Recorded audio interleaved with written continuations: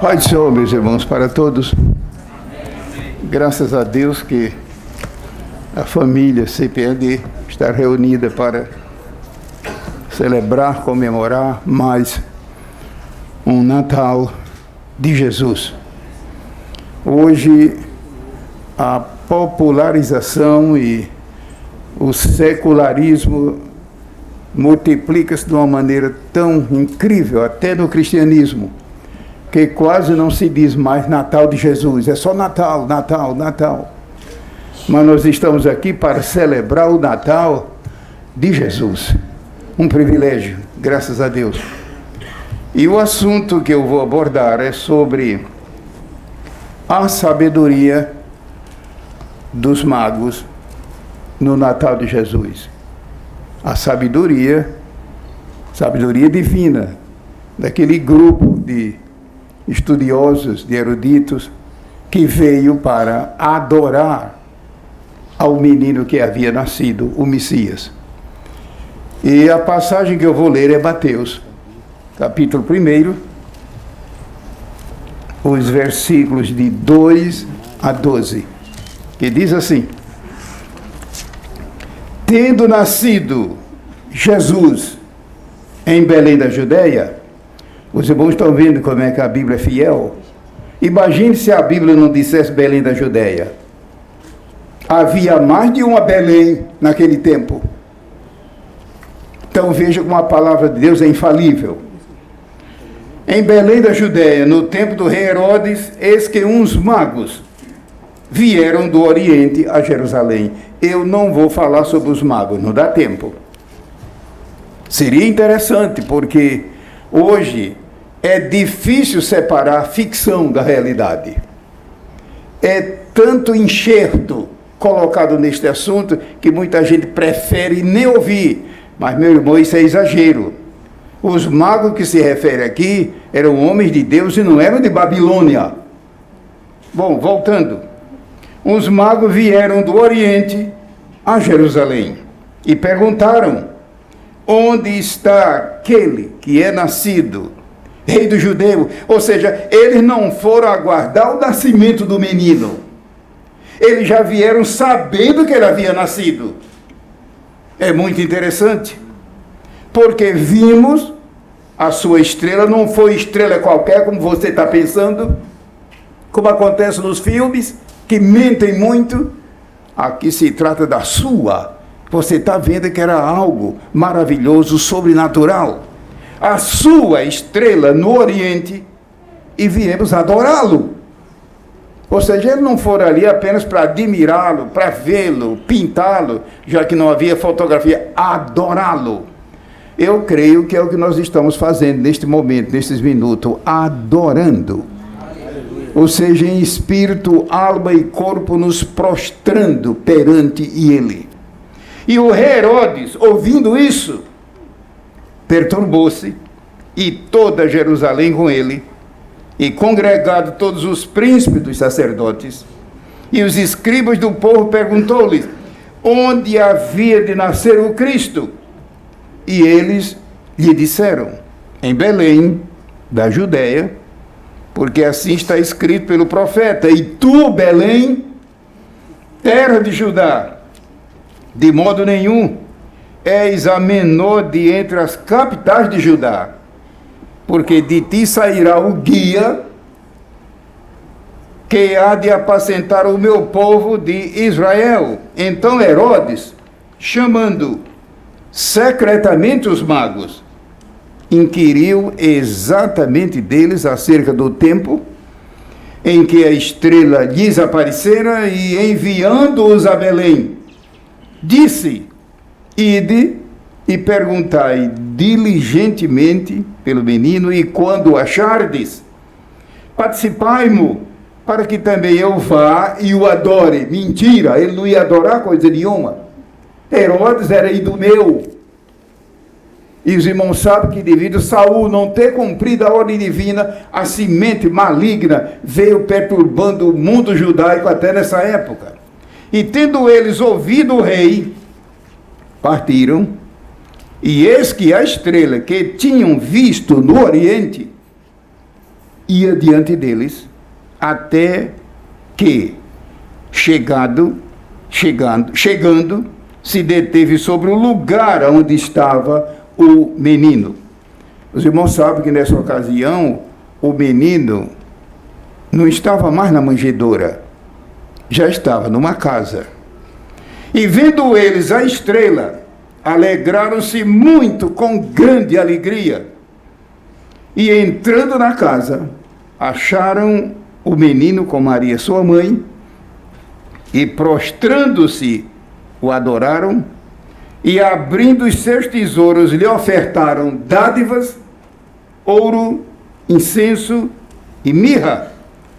E sendo por divina revelação avisados em sonhos para que não voltassem para junto de Herodes, partiram para a sua terra por outro caminho. E de fato, quem adora Jesus e se encontra com ele nunca volta pelo mesmo caminho. Eu suponho que isso aconteceu com você. Então eu gostaria de, nesses 10 minutos, perguntei para o irmão Ronaldo, 10 minutos, porque há muita coisa ainda. Ele disse que podia tomar mais alguns minutos, mas fique tranquilo que eu não vou passar de 15 minutos, não.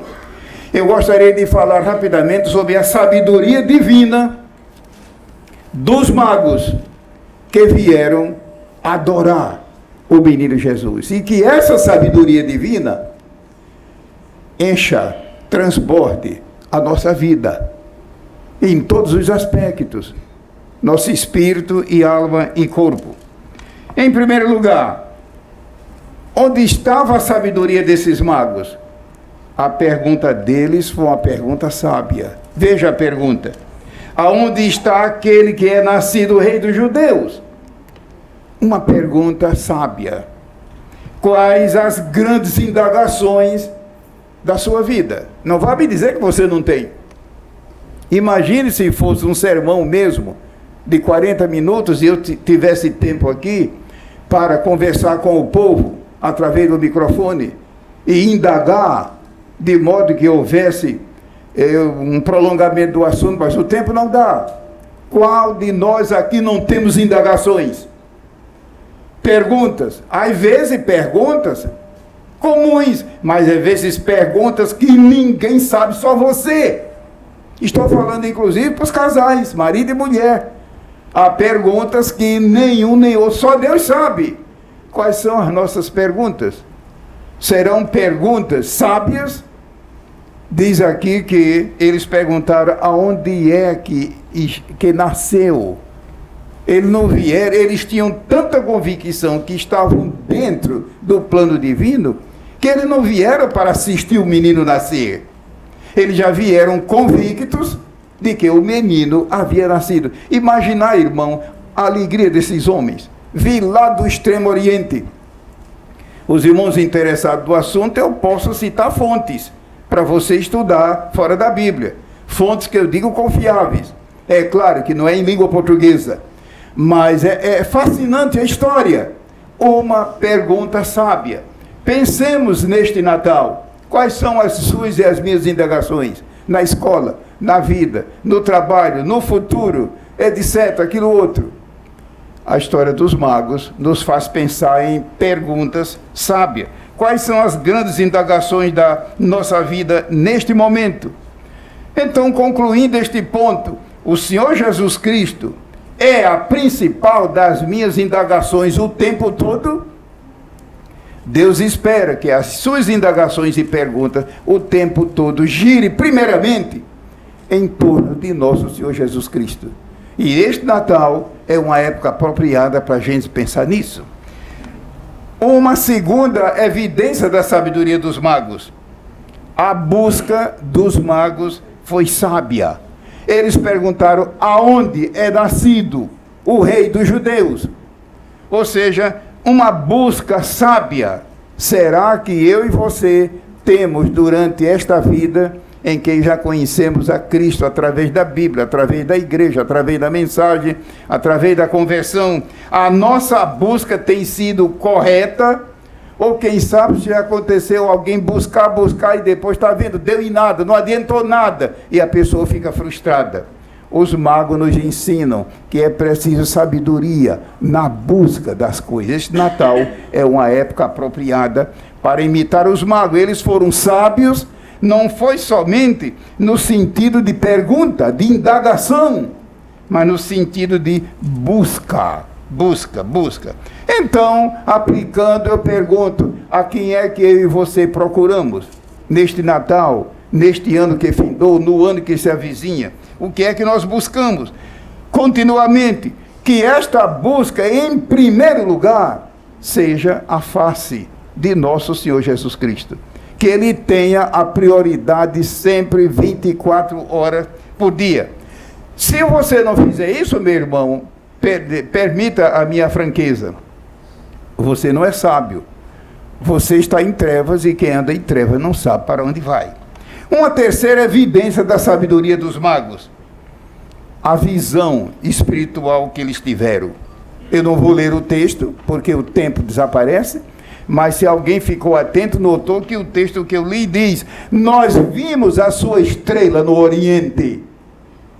A sabedoria deles estava também na visão, espiritualmente. Qual é a visão espiritual em nossa alma, em nosso espírito que nós temos? A partir da salvação, a partir de nosso Senhor Jesus Cristo, a partir do nosso Criador, diante dessa complexidade de crença com que o mundo hoje se debate. Então, a visão deles foi uma visão sábia. Nós vimos a sua estrela no Oriente.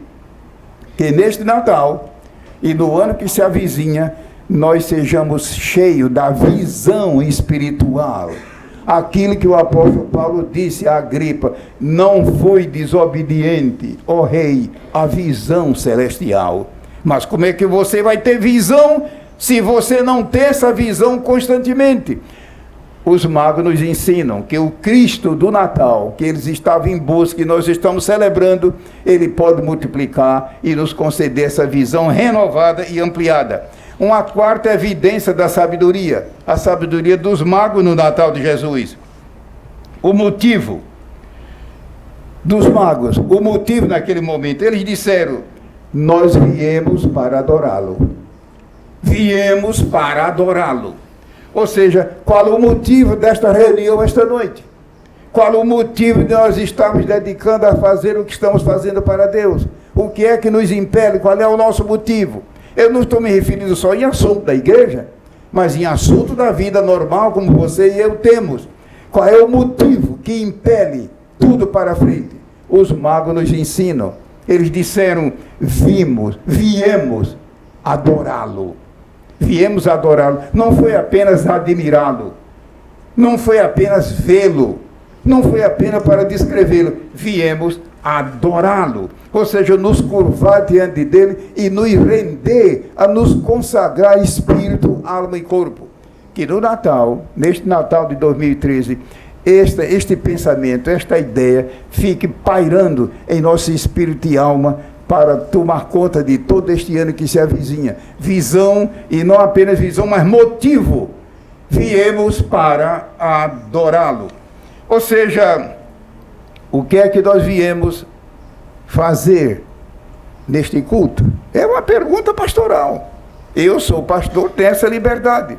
Será que nós viemos, eu digo este culto, porque nós estamos aqui, nesta quarta-feira, ou nesta quinta, sexta-feira, que o culto é sempre na quarta. Mas eu estou me referindo a sempre, sempre, sempre. Quando estamos no templo ou fora do templo, mas com atitude, a determinação de adorá-lo. De adorá-lo, de adorá-lo, de adorá-lo. Eu creio que nós todos estamos aqui com este propósito, com esta atitude. E Deus responde ao coração ansioso. Glória seja ao seu santo nome. Uma quinta evidência da sabedoria dos magos, que vieram adorar o menino Jesus. Lembremos que eles não vieram só para vê-lo, não apenas por causa da visão que tiveram, da estrela, enfim, mas vieram com o propósito de adorá-lo. Uma quinta evidência, a evidência do achado dos magos. O texto diz: e entrando na casa, acharam o menino. Mas veja que primeiro eles entraram. Por que é que muita gente não acha Jesus? Não entra. Não entra em oração, não entra em meditação, não entra em pensamento. A Bíblia diz que eles primeiro entraram na casa e acharam o maior achado que se pode pensar em nossa vida. Certamente aqui esta noite, esta tarde, deve ter muitos homens e mulheres, rapazes e moças, homens e mulheres, obreiros ou não, que têm achado coisa de grande valor na vida. Formatura, e lá se vai, e benefícios. Mas, meu irmão, nenhum achado se compara a achar nosso Senhor Jesus Cristo. Você já o achou, no sentido que eu estou dizendo, de encontrá-lo, reconhecê-lo, aceitá-lo, segui-lo e servi-lo. Entrando na casa, acharam o menino. Ou seja, não basta entrar, é preciso achar, é preciso procurar. Então Jesus é real, ele quer ser achado. Você já viu que Deus faz a parte dele, mas nós temos que fazer a nossa. Qual foi a parte dele? Durante milênios, a promessa foi feita que a semente da mulher, tudo bem aquilo outro, e lá se foram milênios, até que um dia, fora dos muros da pequena cidade de Belém, a cidade onde os magos foram, ouviu-se aquele brado maravilhoso de que havia nascido o Salvador. Mas agora o lado humano. Um país como o Brasil, com tantos milhões de habitantes, quantos são salvos? Quantos são salvos? Quantos são salvos? Porque depende do lado humano. A salvação não é uma coisa obrigatória, a salvação é uma dádiva que precisa ser aceita. Eles entrando acharam. Se ainda alguém aqui esta tarde não achou o Salvador, a culpa não é dele. A culpa é sua. Pensemos nisso nesse Natal. Uma época apropriada para quem ainda não achou Jesus, ache-o pela fé e o aceite como Salvador. Glória seja ao seu santo nome. Uma sexta evidência da sabedoria dos magos, sabedoria que eu digo do alto, quando vieram adorar Jesus. As dádivas que os magos deram, a Bíblia diz, lhe ofereceram dádivas, presente, lhe ofereceram dádivas. E veja então a sabedoria deles.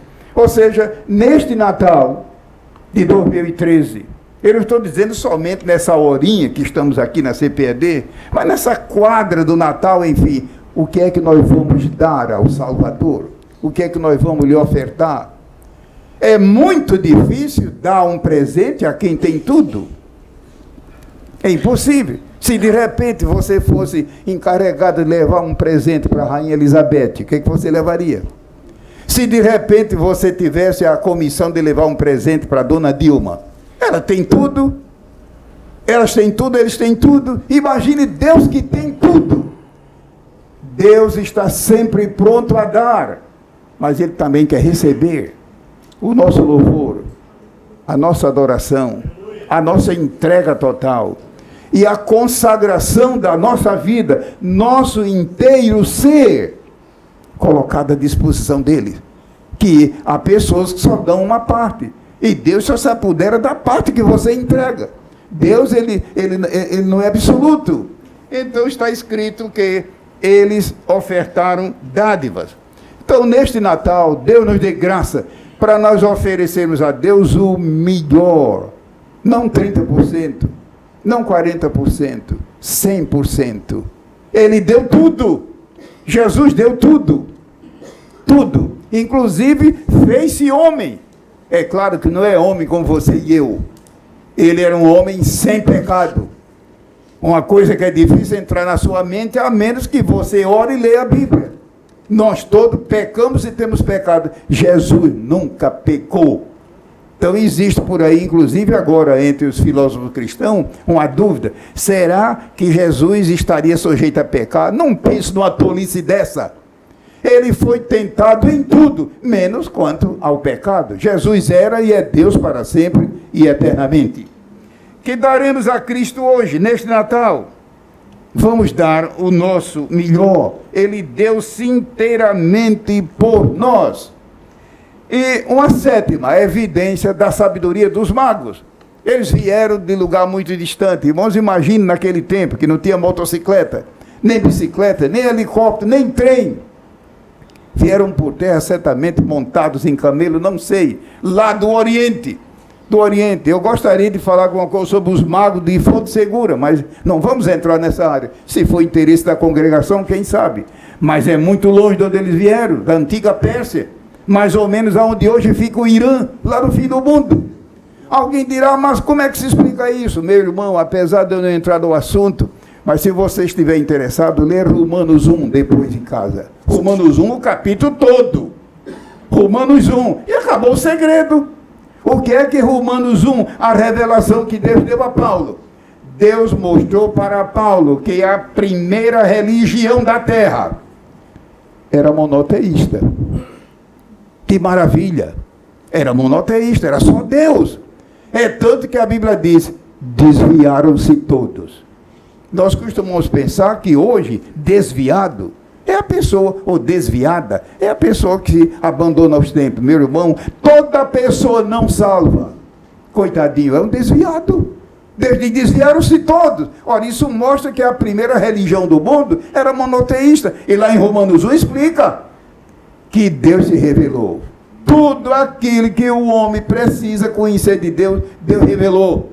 Mas tudo isso foi jogado por terra. Mas o amor e a misericórdia de Deus se multiplicou. E Jesus veio. Veio e morreu em nosso lugar. Morreu em nosso lugar. E hoje a porta da salvação está aberta. Ele dizendo, eu sou a porta. Quem entrar por mim, salvar-se-á. Glória seja ao seu santo nome. Uma certa evidência da sabedoria dos magos que vieram adorar Jesus lá em Belém. A decisão deles. E veja, a Bíblia diz que a decisão deles foi, partiram para a sua terra por outro caminho. Essa foi uma decisão extraordinária. Partiram para a sua terra por outro caminho. Como eu disse no princípio, como aplicar isso na nossa vida cristã prática? Toda pessoa que tem um encontro real com Jesus Cristo e recebe a salvação, muda o caminho. Muda o caminho. Não regressa mais pelo caminho anterior, muda de vida. Eu creio que aconteceu isso já com você. Se é verdade, louvemos a Deus neste Natal. Porque ainda há milhões e milhões e milhões, dependendo de quem ore, de quem pregue, de quem leve a palavra, partiram para a sua terra por outro caminho. Concluindo, que nós vamos concluir agora, eu gostaria de, nessa conclusão, perguntar o seguinte: quem é sábio aos olhos de Deus? O mundo não se gaba tanto hoje. Uma cidade como Rio de Janeiro, Niterói, São Paulo, não sei quantas centenas de escolas não tem, faculdades e ginásios e tudo. Então, cultura e saber humano não falta. Mas quem é sábio, segundo a sabedoria daqueles homens que vieram de tão longe para adorar o menino Jesus? E veja para quê? Eles vieram dizendo, onde é que está aquele que é nascido o rei dos judeus? Vamos então oferecer de nós mesmos a Deus tudo que pudermos neste Natal. Então pensemos num momento como esse, tão sagrado, com música, oração, palavra de Deus, comunhão, enfim. Em que consiste hoje a celebração, não vou dizer celebração, comemoração do Natal? Vamos dizer, no mundo secular, e até no meio de certos crentes. Cartões de Natal? Eu não estou criticando. Mas o Natal, para você e para mim, é só mandar cartões? Presentes de Natal? Não estou criticando, ao contrário, aqui tem uma porção de presentes, etc. Mas Natal, para um crente real, é apenas presente? E você já viu, quando se aproxima o Natal, a correria nas lojas? Eu não estou criticando, me entenda. Mas Natal da Bíblia é muito mais do que isso. Natal é só presépio? Presépios. Nas ruas, nas praças, nos templos. É muito interessante. Natal é só enfeite, aqui está o salão, o templo enfeitado, como os irmãos estão vendo. Você está vendo as ruas e praças e templos. Tudo bem, eu não estou criticando, Deus me guarde. Mas Natal para você é só isso? É claro, pela misericórdia de Deus, a gente viaja em lugares do mundo e há lugares que a gente fica parado, olhando a cidade tão engalanada e bonita. E eu fico pensando, Natal é apenas isso? É claro que é muito mais do que a gente pensa. Natal é apenas filmes? Existem filmes hoje para todo lado que se pensa, mas assistir o filme e olhar, o Natal é só aquilo ali? Natal é apenas a ceia de Natal? Quem sabe se não tem gente por aí já lambendo os beijos da ceia que vem por aí e etc. Ótimo, não estou criticando. Não estou criticando. Se eu puder, eu participo também. Mas Natal bíblico é apenas Natal com a ceia? Não, tem mais do que isso. Os magos disseram, nós viemos para adorá-lo. O verbo adorar, tanto na língua hebraica como na língua grega, não tem explicação em língua portuguesa, a menos que alguém exponha. Não é somente a pessoa cultuar, é prostrar-se a partir do espírito e da alma, e por fim o corpo. Prostrar-se, trazendo uma oferenda. Enfim, é algo maravilhoso. É o que nós estamos ansiando em espírito neste Natal, sobre nós, nossas casas, nossas famílias, nossos filhos, nossas igrejas e nossa pátria. Então, Natal, por último, são apenas cânticos. A igreja aqui, nós cantamos, o grupo cantou, ótimo, ótimo, Deus me guarde, não estou criticando, mas Natal é só cânticos. E você pode ver que, independente da igreja, as emissoras, etc., a gente passa nas ruas, é cântico, ótimo, magnífico.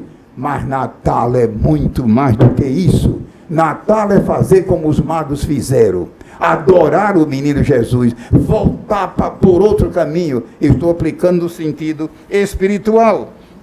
Então, irmãos queridos, que neste Natal tudo seja renovado em nossa vida.